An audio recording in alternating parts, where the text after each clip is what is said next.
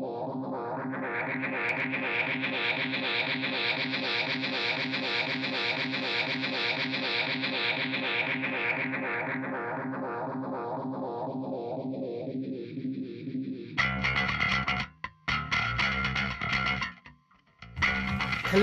and welcome to another episode of the Daily Chat Podcast. We're talking about all things awesome and nerdy. We're doing a movie review. You can read the title of the name of this episode. We got spoilers ahead. Isle of Dogs. I love dogs. The Isle of Dogs. The yes. Isle of Dogs. Every time you say that, I keep thinking you're saying I love dogs. I'm like, who doesn't? But I like dogs. Love's probably strong. At any rate, no, we're not doing Isle of Dogs, but we're doing the next best thing. No, we're not. We're doing Pacific Rim Uprising. I was gonna say like Marley and Me 3.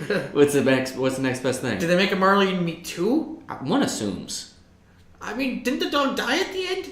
Yeah, but that doesn't mean you can't do a prequel or a sequel with like. How many Air Buds have they done? That's different, though. Anyway, that's different. That's just completely. What are we different. doing today, Kyle? We're doing Pacific Rim Uprising. I already did that. We're gonna review the movie, and oh boy, this one is just. This is bad as far as being a sequel is concerned. This is just bad as far as being a movie is concerned. That is actually fairly true. I don't think I'm critiquing it as harshly as you are, but I will admit, yeah, it's not exactly great. I just didn't like it.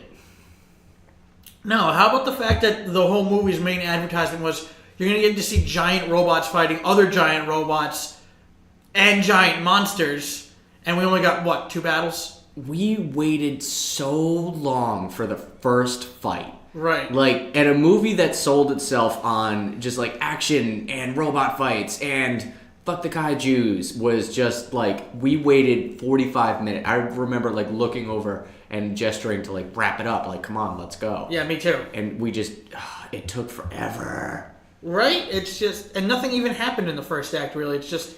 The first act is, the whole movie was just a retreading of the first movie. I really feel the first third of this movie was just, hey, remember the last movie? Remember the last movie? Yeah, we're just gonna keep reminding you of the last movie. Like, remember Newton, the other guy, the British guy? Remember them? Yeah, they were funny. Well, watch them not be funny now. Like, yeah, really, and it's funny because like Charlie Day and damn it, Charlie. The other guy whose name I don't know nor can remember.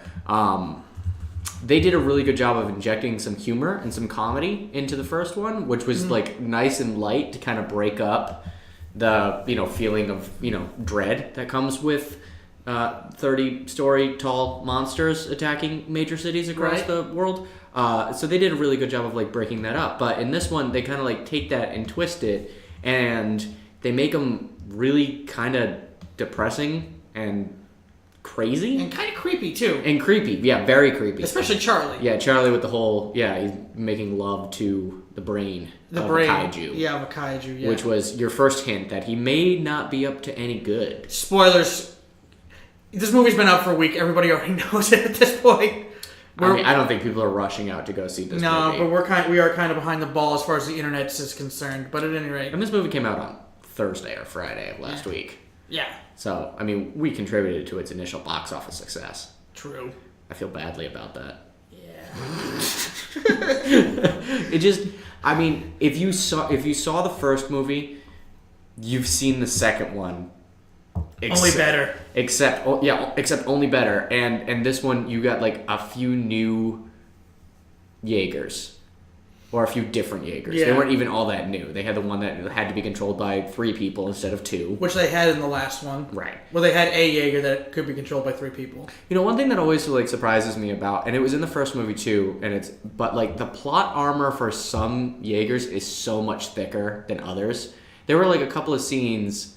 So I feel like we should step back and do just kind of like a breakdown of the initial plot before I get into like all my grievances with the movie. Take it away, Dan Tundis. All right, so it's 10 years after the Battle of the Breach, and Jake Pentecost, who was the son of Stacker Pentecost, played by Idris Elba, and the son being John Boyega, respectively, decides, you know what, fuck this, I don't want to be a Jaeger pilot anymore, I'm just going to go and, I don't know, steal shit on the black market, and obviously, and eventually, he gets caught. They, bring him back into the Jaeger program with his, young kind of thieving protege. Was she really a protege? Well, she became a protege. She became a protege. I'm just abridging time here because I don't want to have to relive this. Yeah, what are we doing? I don't want to have to relive this. So, ex facto, they're going to change around the Jaeger program, kind of like they did with the first movies. Like, we're getting rid of the Jaegers. Now they're like, we're going to make all the Jaegers autonomous, so that way they can do the things. Like, no one ever learns a friggin' lesson that, like, hey, if it ain't broke, don't fix it. Just kind of leave it the way it is. Right. Obviously, that whole plan goes tits up. And next thing you know, we've got rogue robots controlled by Kaiju brain. Controlled by Kaiju brain, like attacking places all over the Pacific coast. I guess the Atlantic is fine in this thing. Like if you live in New York, like you're cool. Yeah, everybody on the East Coast is just kind of like, man, I'll take winners over giant Kaiju battles any day of the week. That's like when you fuck you, Los Angeles. Like that's like when you hear about like. When there's like wildfires and mudslides in California, and you like live in Virginia, and it's kind of like meh, like I guess maybe we'll donate $5 to the American Red Cross. Why not? I feel like that's the kind of reaction that happens when you live on the East Coast. Right. Anyways, I digress. So this all culminates into so there's Kaiju brains inside of Jaegers, which obviously goes bad because why would it go good?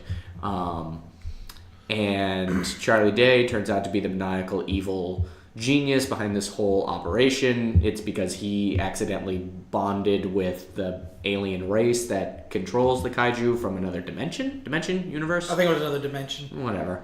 And he releases 3 Kaiju that then form up into a Megazord Kaiju. It even sounds more ridiculous when you actually explain the plot. Right. Who then decide the best way to destroy the Earth is to jump into a volcano because it will react with the Kaiju blood. It will react with the Kaiju blood. And Mount Fujiyama, or was it Mount Fuji? It's just Mount Fuji. My bad. Mount Fuji will then explode, and all the other volcanoes around the Pacific Rim will explode, and life on the planet will be over. And that's the whole kind of plot of the movie. Yeah. Which I didn't get from the trailers. No. So, I mean, credit to them for that, because a lot of movies nowadays, like, spoil the whole thing in the trailer. Yeah, I kind of feel like that Jurassic Park trailer, they just show the third act. A lot of movies do that. It's one of the reasons why I was initially so turned off to Spider-Man. And even Black Panther, we were talking about this earlier, when they showed Killmonger in Black Panther's in his Black Panther uniform, you know what I mean? It's like, well, that was kind of like the cool moment of the third act when he gets his suit, you know what I mean? It's like, I hate it when trailers do that. So I would like to congratulate and then at the same time scold Pacific Rim Uprising for not telling me the plot of the movie, which good job.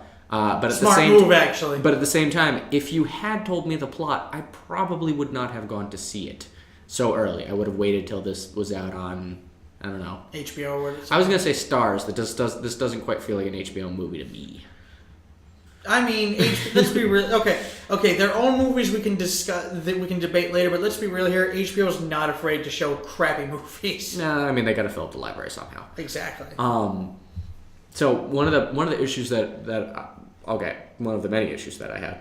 But I always felt like, especially even in the first one, that like the plot armor is so much thicker for some Jaegers than others. Like there was a moment in this when like all of the bad Kaiju Jaeger drones like went wild, right? And they just fired off like a couple of missiles, just like real quick, just like some real like firecracker type stuff, like at the knees of one of the Jaegers, and the thing crumbled like a deck of goddamn cards. Right. And like you see other like scenes in the movie where a Jaeger gets like thrown through 16 buildings and tossed up a mountain. And it's fine. And what about the scene in the main one where they were literally running right into oncoming missile fire? Right. Exactly. And I just don't understand like. I'm like, was that Jaeger partially made out of cardboard and paper mache?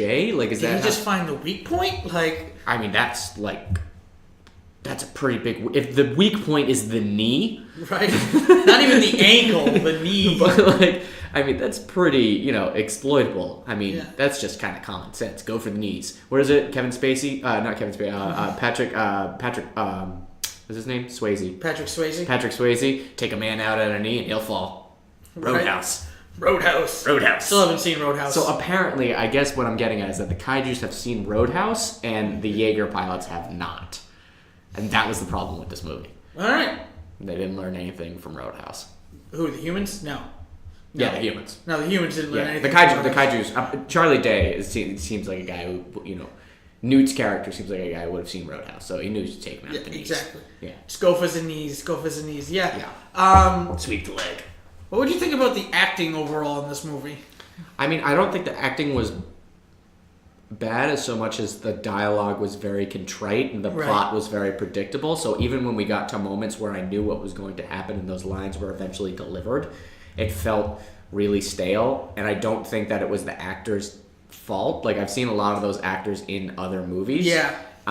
So I can't say that I blame them. I think it was just, it fell so deeply into the predictability of the plot. You know what I mean? Like, we knew that John Boyega was going to go back to the Ogre. Right. We knew he wasn't going to want to be there, but there was going to be some kind of catalyst or personal loss that... The problem was, like, so it follows that the hero's story, just that classic arc of storytelling, like, so predictably that it was just really easy to predict, like, where we were going. I mean, it felt like a checklist where I was like, okay, the protagonist is thrust into an adventure. He has, his advisor, and, finds an adversary, and there's the usually there's like the Joker or like the person who, like, the sage who, like, guides him along the path, like your Gandalf or your Yoda, if you will. Yeah, it's just, every scene you knew what they were going to say before the scene even started. I knew what the topic of a conversation was going to be in the scene as we transitioned into that scene. There were very few surprises. And you knew how they were going to wrap it up too. Right. Yeah. Although it ended really abruptly. Yeah, it just ended. There was no epilogue. No, it was just it was a movie. It was 1 hour and 50 minutes, which arguably was 20 minutes too long. And then when it got to the end, it just ended. Yeah. It was like, oh, we beat the kaiju. Well, that's good. Bye. See you next time. Stay tuned next week for Pacific Rim 3. Meanwhile, at the Legion of Doom. Yeah, it was just like we knew where it was going to go, but it just, for some reason, I mean, the predictability isn't always a bad thing, but I think in this case, because it was so predictable and it was just very paint by numbers, and it was just a complete rehashing of the first movie, because the first movie was exactly that. The dude's in the Jaeger program, he gets kicked out, he comes back, there's a catalyst for him to re-enlist and really get involved into it. You know what I mean? Like, it followed the exact same storyline as the first one. This one just kind of like, just swapped personalities and characters a little bit, and then it was like, well, that's good enough. We'll just make it number 2. Yeah, it just it has the I don't know if I've heard this term before. I'm just making it up on the spot right now, but it suffers from sequelitis, I guess you could call it. Sure. Yeah, I'm coining that term. Copyright right now on this date, whatever it is, the 27th of March, 2018. I'm copywriting that term. But at any rate, no one's going to care. It suffers from sequelitis in the sense that it's just, we couldn't think of any way to evolve the plot or evolve the characters or evolve this world. So we're just going to tell the story all over again. Right. Right. Yeah. I mean, it's one of those kinds of sequels where if you had never seen the first one, it doesn't matter because it barely connects. I feel it barely connects, and the only time like anything from the first movie ever comes up is just an exposition. Yeah. It's like the kaijus aren't attacking right now. It's like, well, that's because we beat them in the last movie. Exactly. It's like pretty much that's the only reason why like Scott Eastwood doesn't turn to the camera and go like, I'm glad we handled that back in 2012. You know, like. Yeah, and here's my thing with sequels. There is a window of opportunity for sequels to come out and still be good. My saying is usually like 2 to 4 years. And now it's been... When did the first one come out? You said 2011, 2012? I was just talking to my ass. I have no idea. I think it was like around 2000. I can't access the internet right now, so... Mm-hmm. You mind looking that up real quick? I'll take it as a yes. At any rate... I'll get to it. Eventually. Yeah, it's like 2012, I want to say. 2011-ish. So yeah, it's been way too long for a sequel to come out. Yeah, I mean, yeah, kind of, sort of. Like, the only exception to that rule is Star Wars. Well, but I think we're also starting to get into, like, this very interesting kind of kind of thing with that, especially for like big movies like this. Not that this is necessarily like a big movie like a Star Wars is or even a Star Trek, but like these movies are so intensive to make, you know, just from, you know, all the computer graphics that need to happen, all the sets that need to build, the actors that are all being put together, you know, for a cast is like, it would be so hard to crank out a second Pacific Rim 2 years after. No, yeah. And the first Pacific Rim didn't do all that great. No, it didn't. It was more. It was a cult classic. It definitely like it definitely has a cult following to it. Yeah. I'm surprised honestly that a second Pacific Rim ever happened. Right. I doubt we're ever gonna see a third one. Right. I mean, maybe we'll see how well it does at the box offices afterwards. Or maybe even on DVD and Blu-ray. What, direct to DVD? No, I meant like the DVD sales. Of this movie. Well, you know, I mean, maybe it'll get picked up as like a Netflix cartoon series. I mean, because that seems like a next step. Yeah, I'd watch it. Yeah, I would too. I would totally watch it. Yeah, sure. Why not? Yeah. I mean, you know, they did a Godzilla anime. That was out a couple months ago. That was annoying, but still good. I couldn't make it past the first 10 minutes. It was very similar to this in a lot of ways. It was just like that was the plot of. Pretty much that like the Earth was already fucked. Yeah. And then like they came back and found that there were like a whole bunch of Godzillas roaming around. I didn't even know that there were a bunch of Godzillas. Yeah, pretty well. They I didn't get that far. So okay, if you haven't seen it, they pretty much spend their time like trying to kill like Godzilla, like a Godzilla, and they like finally like kill Godzilla, only to find out that like that was like son of Godzilla, and Godzilla is actually like just absolutely ridiculous in size, like unfathomable, you know, kind of thing that like the size of a mountain. Where I love all of those videos on YouTube that try to explain why Godzilla could never exist because he'd be so heavy that he would literally implode under his own weight. You know, it's probably like a little bit more than we ever really needed, but you know, right. It works. Right. So what would you say are some of the highlights of this movie? If any at all.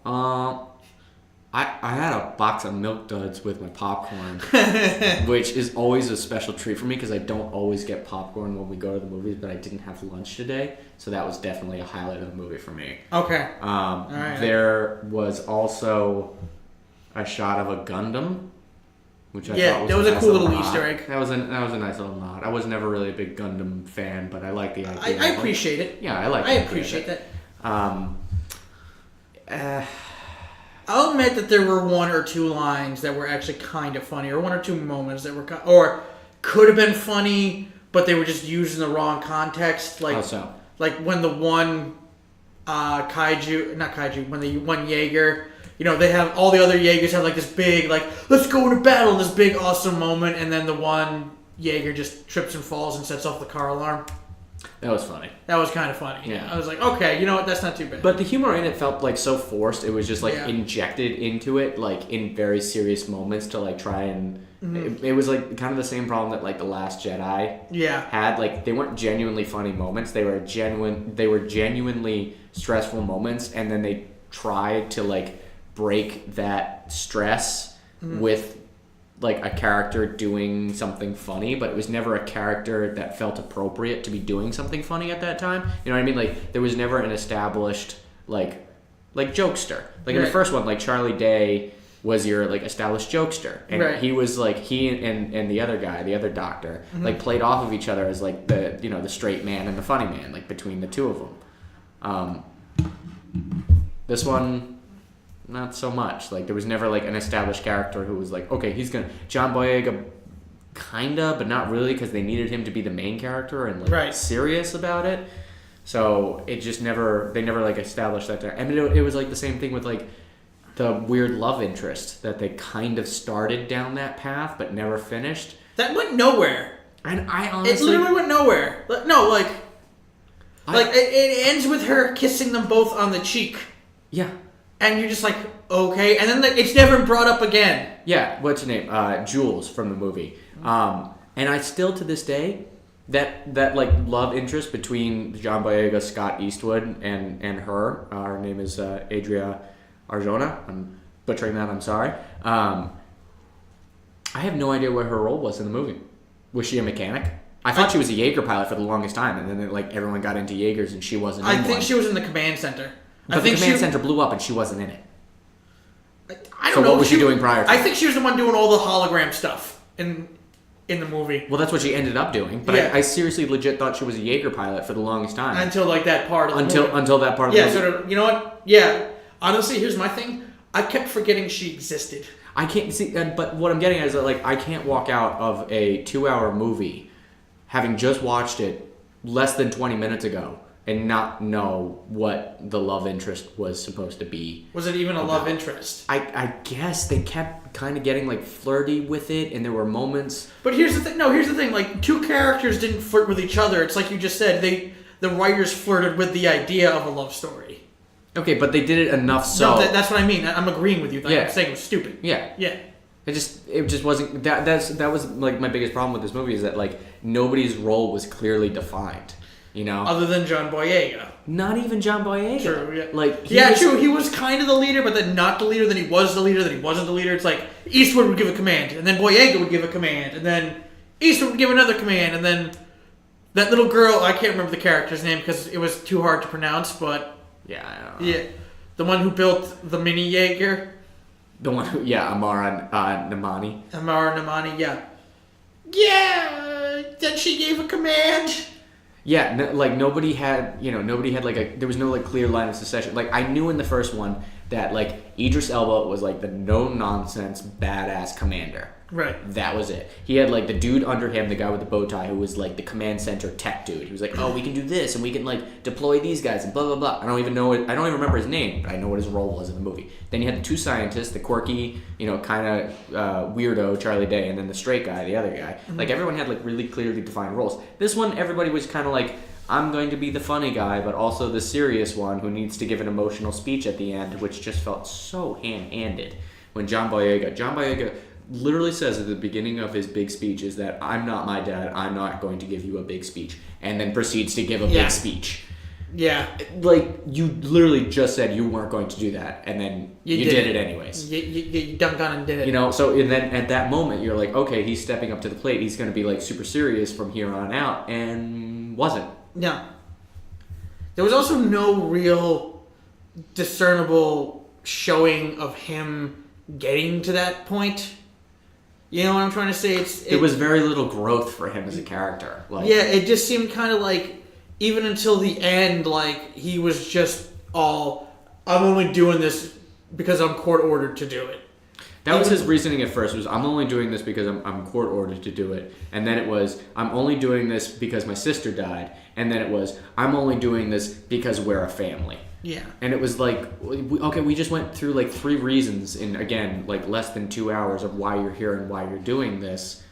Like, we needed to just kind of like stick with it. Like, we could have gone from, I'm only doing this because I'm court ordered and I'm doing this for my sister. It's like, that's character growth. That makes sense. I can see that bridge. But I can't see the third step. And like, well, I'm doing this because actually we're all a family and never mind about my dead sister. It's like, we're doing this because we're a family, and we're also doing it because if we don't, the world dies. Yeah. It's like, I'm pretty sure like family don't matter at this point. Right. End of the world is. And and none of the other characters had a reason for doing it except that they wanted to be Jaeger pilots.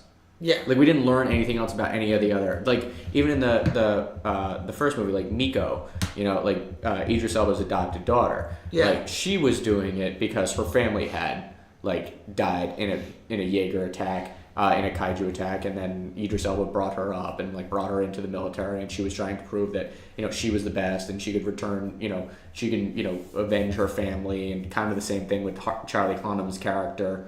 Along the same lines, you know what I mean? But like, we knew their reasoning for getting into a giant robot and punching aliens in the face. The other 7, 8 Jaeger pilots, that I have no idea.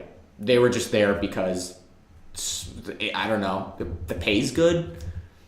I really have no idea behind any of their motivations, and John Boyega had like 3 or 4 different motivations in one movie. Yeah, and even the girl had at least one motivation. Her family died. Yeah, her family died, but like, we literally, even right after that scene happened, we didn't talk about it. Right. Nobody was like, hey, sorry about your family. I understand why you also wanted to be a Jaeger pilot. Like, well, you built yours out of there were like Legos. little sentences about that in the movie over time, but like there was never, and not that I'm looking for like ham-handed exposition, but in a movie where like only 1 out of 12 characters, not even main, but like main and secondary characters, only one of them had a clearly defined, definite like reason for being. Someone being like, hey, I understand why you want to do this, actually makes a little bit of sense. Like, I don't appreciate the pandering, but I do appreciate clarifying some plot points. Exactly. It was just, like I said, nobody's character roles were like clearly defined. You were right. Like who's the leader was like bounced back and forth between Scott Eastwood and John Boyega for most of the film. Right. And even the little sciencey guy, what's his face, the British one, even he got a little bit of time of being the leader. Yeah, his name's Bern Gorman. Yeah. Also, you know what? One thing, in real life. Yeah, in real life, Bern Gorman. You know what? One of my bigger problems with this movie was I felt they used slow mo way too much. Yes, I had to say it like that. I'm only happy because slow mo happens inside of action sequences, and there was just not enough of that. Right. Exactly. But it was every big moment. Well, how about the fact that they wasted like a 3-4 minute montage scene of them rebuilding Jaegers? Like, I don't need to see this much rebuilding of a Jaeger. There was a really random shot at the end of it. So there's like all of this shot of industry, and everyone's pitching in, and we're like, oh, we're gonna weld this, and oh, we're gonna do this, and blah blah blah, and whatever about the timeline. Apparently, that like they rebuilt 4 Jaegers in the time that it took a couple of 40-story tall kaijus to walk across Japan, which seems unlikely. Japan's not that big of a place. Right. If you're walking east-west, which they were, not north-south. You're right. Japan's a big place, north-south. East-west, not that big. Yeah. And you can probably clear the whole thing in a couple hours, tops.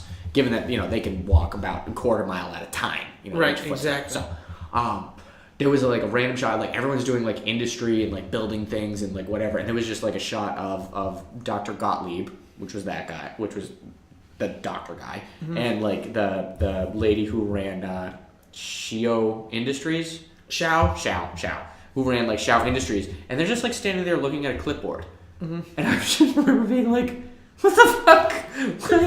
Why is this? Why did this shot need to be included? Like, we had this really cool sequence here, and we're just gonna end it with like, oh yeah, look at these. These statistics look good. Okay, and then they like went into like the briefing. Does this look like a budget? This looks like a budget. Does this look like budget? Looks like a budget. It's like I don't understand. I just, first of all, I don't understand. Period. The condensement of that timing was a little extreme, even for me, in a movie that was about giant robots punching giant aliens in the face. Where I was like, yeah, I don't feel like you can, because one of the robots that they repaired was the robot that got his leg blown off that we were talking about earlier with like a couple of like well-placed missiles. And in like arguably the span of a couple of hours, they reattached like a 60-ton leg to like a 600-ton robot. Right. And I was like, yeah, I'm gonna call bullshit. I don't really care how many people you have working on this, but I'm gonna call bullshit. I didn't even think of that just because my mind started to drift during that part of the montage, when that part of the movie came on. Ironically, drifting is one of the things that Pacific Rim pilots do. Yeah, at any rate. For me, by the time that point of the movie came around, I was just going, I was honestly thinking, what do I want for dinner? Oh, yeah, I know. I was worried because I was getting like a lot of like pings on my phone from like emails and stuff, and I got work to do. So that it's a shame that like this movie didn't captivate me so much that I was honestly worried about what I had to do after the movie. Right. I mean, there were a couple of really cool all the fight scenes between Gypsy Danger. It's not Gypsy Danger anymore. It's Gypsy Avenger. Whatever, lame. Gypsy Danger was a better name. So Gypsy Danger and Obsidian Fury, good name. That is a good name. That's a good name. What does it even mean? I know what Fury means. Obsidian is a black rock. Oh, okay. And I guess because okay. I guess because it was like a dark steel color. It wasn't even black, but whatever. I can dig it. Yeah, I had a car once that was called Obsidian. It was just black. The fight scenes between Obsidian Fury and those were cool. And I liked how Obsidian Fury was just like a better version of Gypsy Danger. That's really all it was. Was just like This is what... It's like Gypsy Danger. I have one sword. Obsidian Fury. I have two, and they're on fire. And that's how we knew that Obsidian Fury was a better Jaeger than the other one, because 2 is better than 1. Thank you, Pacific Rim, except not Uprising. Right? I think my favorite Jaeger out of all of them was the orange one that had the 2 lightsabers. Yeah, I just, they promised a lot more Jaeger action than we got. Right. We developed, and give it up to the production design team, because we developed 4 really cool looking Jaegers that I feel like we didn't get to see enough of, and it would have been cool. I would have liked it in the first 10 minutes of that movie. They were just like, oh shit, the portal's back open. We've got a 50, kaiju that we have to go and destroy. And then we just get montage for the next half an hour of different fight scenes between Jaegers and kaiju. And we can do it individually, which is pretty much effectively what the first Pacific Rim movie did. I was saying earlier is that I would guarantee that the Pacific Rim 1 had 3-to-1 monster battle fights than this movie had. Right. And it was the second one. Right. We should have had twice as many. Exactly, because you were supposed to have a budget for it at this point. I don't care about the plot. No. That's not why I'm here. No, that's exactly. Every time the plot showed its face, I was kind of like... Not that I'm not here for the plot, but you would write a really small, thin plot to back up all the kaiju storylines. That wasn't this. You spent so much time on the plot, and it didn't make any sense. So I feel upset that I got robbed out of kaiju fights that I didn't have to think about critically. No, you're looking at me sideways. What was that not clear? That, no. I got what you're saying. I'm just agreeing. We spent so much time on the plot. The plot didn't make sense. I got robbed out of kaiju fights. Exactly. Period. No, that's exactly. I wholeheartedly agree with you. I'm serious. It's just. The characters didn't make sense. The plot made sense, I guess. Well, the plot was just so by the numbers, though. It was just okay. Introduction to the new characters. Okay, fine. We kind of need that to happen, but. Everything they said was just exposition. I'm just going... Remember the last movie? I'm going, okay. Yeah, okay. I do. I remember the last movie. But like I said, we could have opened that up in the first 10 minutes and be like, oh crap, the portal's back open. Everybody hop in your Jaegers. And I think we as an audience would have gone okay. I got that. All right. Yeah. Yeah. We know what movie we're here to see. Exactly. You know what I mean? We are not here to And it's the sequel. You don't have to re-explain it.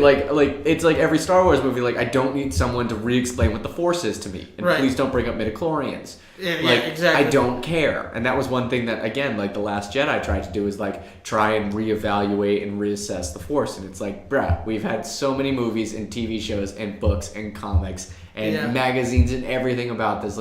We don't care. Just... someone turn on a lightsaber and let's get to it. Exactly. Come on. Move it along.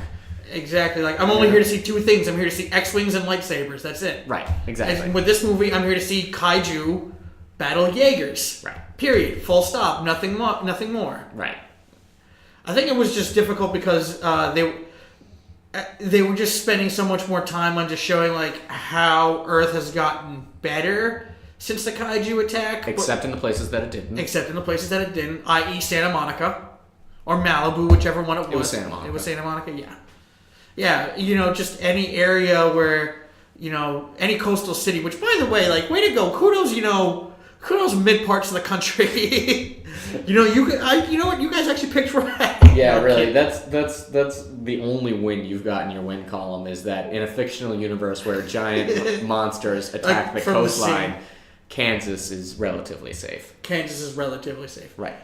God forbid, unless they set foot in a volcano. Oh, then you're screwed anyways. Yeah. Then you're screwed anyways. Yeah, see, I just don't... I would say, one of the things that I did like was I did like, what's her name? Amara, rather. The girl that made her own little Jaeger. Yeah. Yeah, she was a fun character, but I feel like she was just so haphazardly used and thrown into the plot that it would have been better to more clearly define, because you knew that they were eventually going to end up drifting and controlling a Jaeger together. That was clear from the beginning. The first couple scenes that it was going to happen, and it just would have made sense to wrap that in. I mean, but then it literally would have just been a carbon copy from the first movie because that's what happened with Marco and Charlie Hunnam's character, whose name I can't. Raleigh. His name is Raleigh. I remember that because like the douchey Australian guy is just like, I guess we'll have to see Raleigh. It's just like the weirdest insult. He like insulted him by calling him his name, just in like a very thick Australian accent. It's like, I guess we'll have to see Cam. Yeah, I know. Yeah, fuck you, South Park. Yeah, I know. Ruined my name. Yeah, they did. Hey, Cal. At any rate, one thing I would say though that I'm trying to think of something else that I liked, and I'm drawing a blank. I mean, it's Rock'em Sock'em Robots versus Kaijus. Yeah. That's it. This was just... did we already mention how this is just Power Rangers all over again? Oh my god, which is very fitting because we did Power Rangers about a year ago today. Yeah, exactly. Yeah, no, I know. Exactly. That was... It pretty much is... And in fact, even at the end, all of the Kaijus come together to form a Megazord. Right, so a Mega Kaiju. It is literally... That's actually what it was called, too, on Charlie Day's little iPad thing. It was called a Mega Kaiju. I'm like, oh my god. I think we're just striking out of the, like, giant robot kaiju movies. Which is awful! Yeah. We don't get enough of them to begin with. No. The first... I love the first Pacific Rim movie. Like, I own that movie. Yeah. I watch it all the time. I just put it on in the background. I'm just like, nah, fuck it. I'm just, I'll get some work done and watch some robots beat up some monsters in the background. Like, I'm cool with that. Right. Like, I love that movie. And one of the things that, like, there were so many great characters in the first movie. Like, Hannibal Chow, who was Ron Perlman, who's, like, the black market dealer of kaiju body parts, who hooks Charlie Day up with the brain that he gets. Like, that whole, like, scene and sequence was, like, so cool. And so, like yeah, of course there would be, like, a dude who, like, does black market kaiju things. Like, that's awesome. Yeah. This movie didn't have that guy. Exactly, no. This movie didn't have that guy at all. No. We just had, like, some love interest who's just kind of floating around. Not even a love interest. No idea what she's doing. Yeah. But they tried to pass it off as such. I know they did. And, like, but again, so Hannibal Chow was probably in the movie for, like, 20 minutes less than the new girl, but I knew what Hannibal Chow was about. Yeah. It was pretty clear. Yeah. Yeah, I also feel that this movie was lacking in star power in comparison to the first one. I mean, you had John Boyega, who's done pretty well considering the fact that he's in Star Wars now. But in the last... Little Eastwood. Honestly, John Boyega is just about the only, like, recognizable face. And Charlie Day. If you watch it. In certain markets, sure. Yeah, but, like, I like Charlie Day a lot. Yeah, me too. But I don't know that I would call him, like, A-list talent. Yeah, exactly. I mean... But, like, Idris Elba? Yeah. Yeah, Idris Elba sells tickets. Yeah, Charlie Hunnam's pretty recognizable. Yeah, he sells tickets. Ron Perlman. Yeah? Yeah. Sells tickets. Yeah. Okay, I won't say Ron Perlman sells tickets, but Ron Perlman is in a lot of things. Yeah. And Ron Perlman... Ron Perlman is in a lot of things that sell tickets. Ron Perlman is in a lot of things that sell tickets. Though I like Ron Perlman. Ron Perlman's awesome. He goes to my gym. That must be kind of cool. Yeah, it's weird. But, I mean, it is what it is. It's Hollywood. Celebrities, they're just like us. Only not. Yeah, but, like, I'm not going to go talk. If I do see him in the gym this week, I'll go talk to him and be like, hey, man, why weren't you in Pacific Rim 2? He actually got eaten in the first one. That's true, actually. He did escape afterwards. He, like, cuts himself out of a kaiju with a switchblade. With, like, a stiletto switchblade. That's cool. You know what this movie was missing, Kyle? You know what this movie was missing? Charm. This movie was missing Guillermo del Toro. Yes. I will agree to that. It was missing Guillermo del Toro. I don't want to bash, Stephen DeKnight, the guy who stepped in to be director of this one, but, like, that kind of, like, charm and attention to character that the first one had, this one didn't have. And it was the retelling of the exact same story, so I know you could have done it.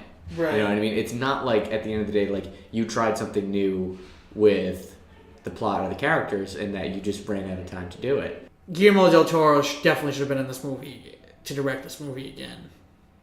I mean, yes, he should have, and at the same time, like, the dude's now won an Oscar, so let's not make him direct Pacific Rim 2. Like, I want to finally see Guillermo del Toro, like, do the Lovecraft movie that he's been talking about doing. Okay. That we all deserve for like ever because it keeps tiptoeing and kind of sort of playing with those ideas, but like never really gets into it. Like his first Hellboy movie was like very much like tiptoeing into that like Lovecraftian nether realm, but like didn't quite get there. So Guillermo del Toro, you can straight up work with this. Let me say this in closing. If they make a Pacific Rim 3, I will see it. That said, I will not see it in theaters. I will wait for it to come out on Netflix or Hulu or HBO or Stars or whatever. Because this one was enough that just, I'm aight. Yeah.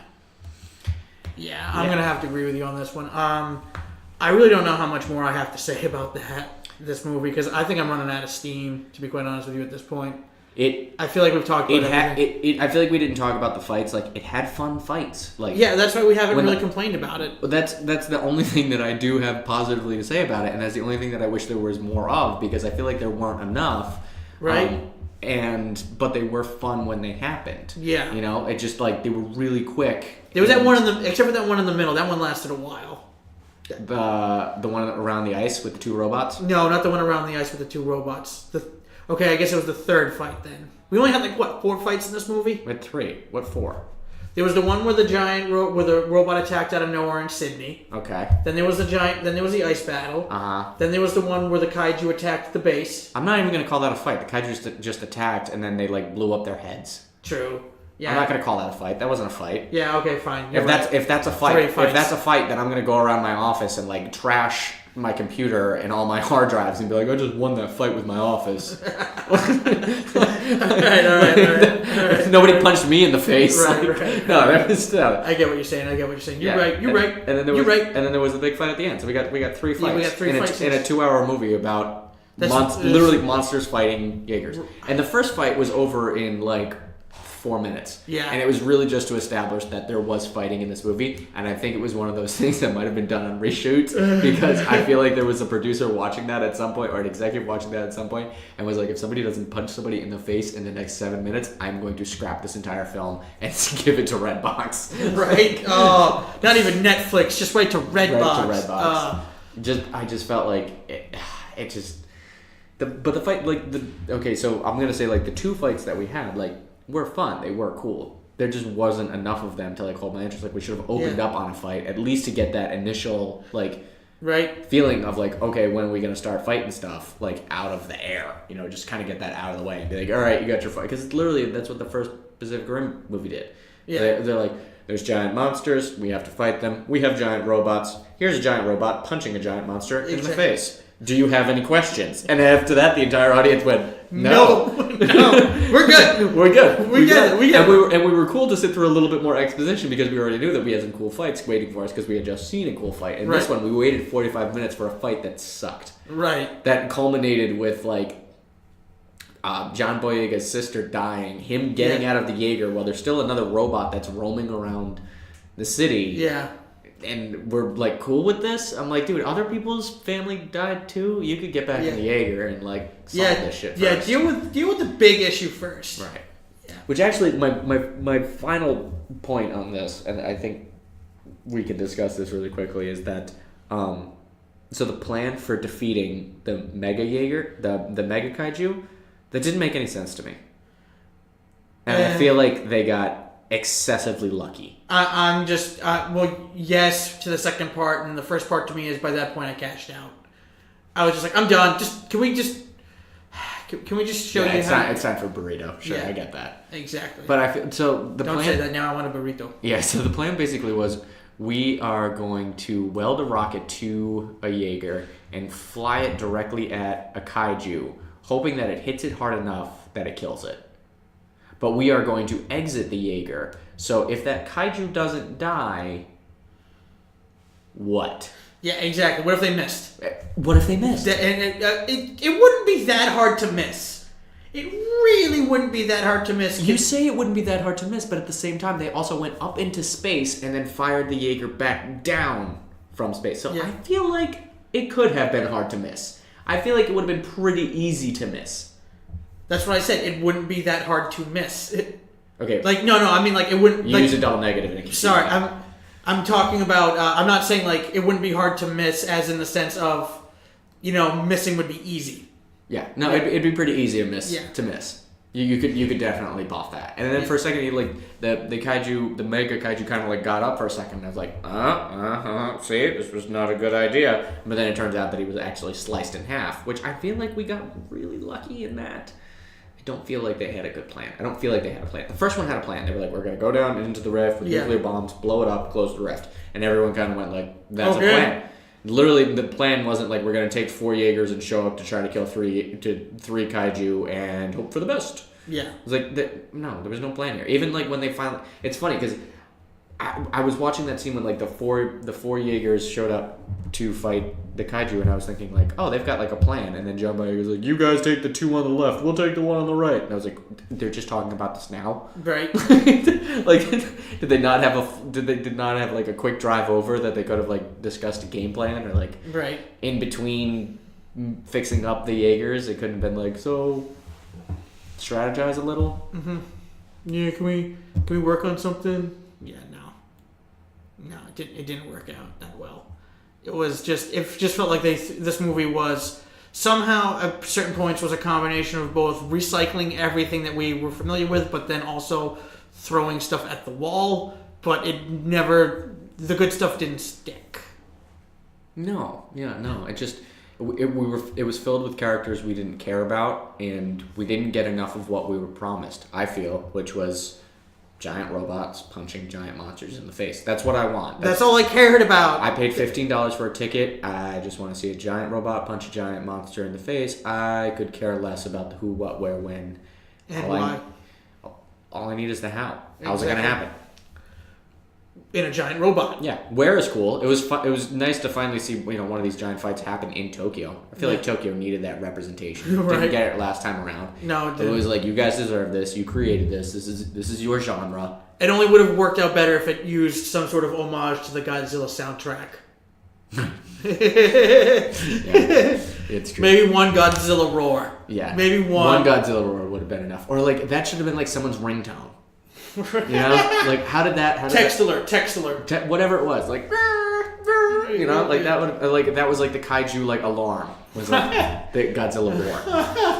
Whatever. You want to rate this and get out of here? Yeah, let's just do that. I think I'm gonna give this a solid 5. Just because it's there were parts where I will give it credit. There were parts that I enjoyed, i.e. the fights for the most part were actually really cool when they happened. It's just they didn't happen often enough. So that's why I'm also giving it subtracting 5 points. Because, I didn't get enough kaiju fight. What about you, Daniel? Yeah, I'm going to give it a 4. A 4? I was actually going to be a little bit more... walking into this review, I was like, yeah, I'm probably at a 5.5. I was nowhere near a passing grade. But I was like, yeah, it's probably a 5.5. Yeah. And then when I started this review, when I actually started talking about all of the issues that I had with it, I was like, wow, I had a lot of issues with this movie. So yeah, I'm going to go with a 4 out of 5. Fair enough. 4.5 out of 5. 4.5 out of 5, yeah, fair enough. 45%. I'm not going to argue you. Yeah. I'm not going to argue it. It was, we'll see if they're going to make more of them. That may... Yeah. We can talk about this. But the first Pacific Rim probably only gets a 7 for me. Yeah. Or a 6.6. Yeah, exactly. 6.7. It's not a great movie, but it's just an enjoyable movie. It is an enjoyable movie. This movie just wasn't as enjoyable. No, it wasn't. And that's all this movie needed to be. It needed to be enjoyable. This movie didn't need to blow me away. This movie just needed to have some fun fights and dress it up in a nice little, plot package. Yeah. And I really could give it, one thing that really surprised me was that only one person died. Only one person. Yeah. That we were introduced to in the whole movie. Two. So John Boyega's sister and then, one of the kids died. And literally, I did not care about any of those, cadets at all. If they all died, I wouldn't have cared. What about the Russian girl who suddenly had a change of heart at the very end when, main female lead who builds her own Jaeger? It actually would have probably had some emotional, moment had she died. It's oh, she was a bitch, but she actually found out she really liked us, and now she's dead. Yeah, exactly. And then you would have been she was just coming around. She was gonna be our friend.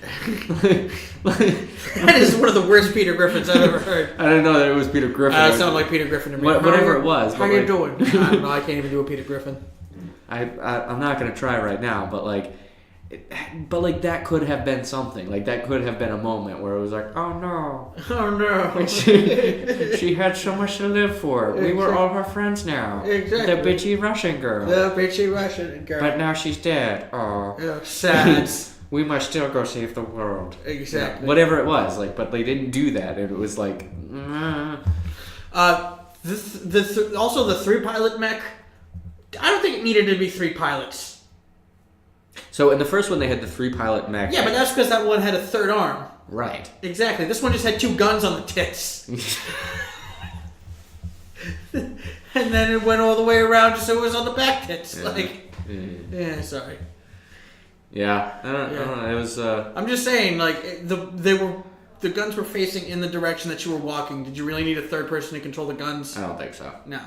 That was. Yeah.